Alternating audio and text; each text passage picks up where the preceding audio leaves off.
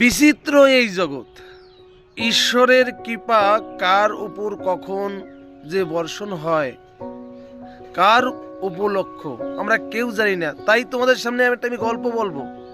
প্রশান্ত মহাসাগরে এলিস নামে একটা জাহাজ ডুবে গেছিল বহুত দিন পর, অনেক আগে। সেটা আমাদের খুব ছোট সময় হবে হয়তো।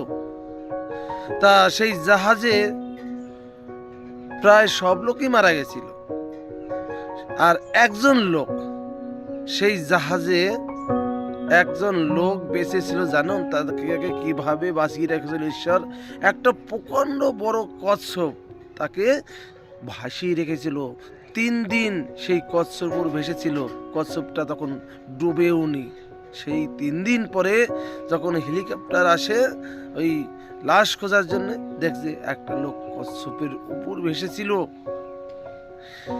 অবাস্তব কিন্তু সঠিক এটাই যে 3 দিন পরে যখন হেলিকপ্টারে লোকটাকে তুলে নিয়ে যায়, কচ্ছপটা ঘুরে দেখে সে অবস্থায় আছে এবং তাকে তুলে নিয়ে গেল। তখন কচ্ছপটা ডোবেনি। এই কচ্ছপটা 3 দিন কিছু খায়নি, ওকে ভাসিয়ে রেখেছিল।